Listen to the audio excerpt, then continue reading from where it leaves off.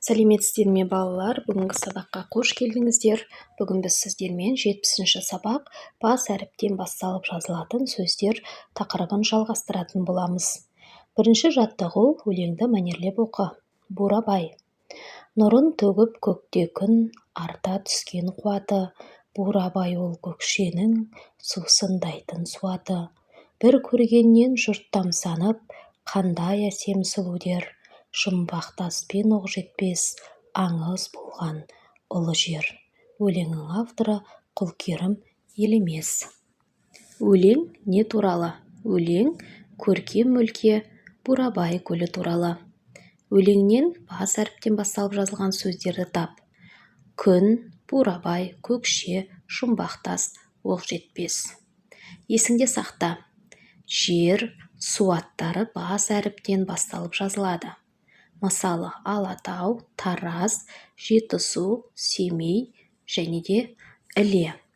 Балалар, біз жаңағы өлеңде де бас әріппен жазылған олар жер, су аттары болатын.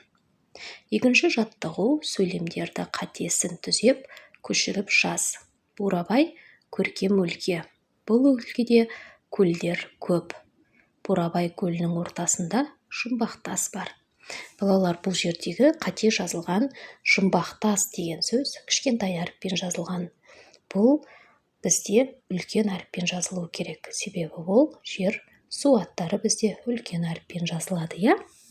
Қате осы болатын, қатесін түзеп көшіріп жаздық. Үшінші жаттығу: берілген буындардан өзен, көл аттарын құрастырып айт.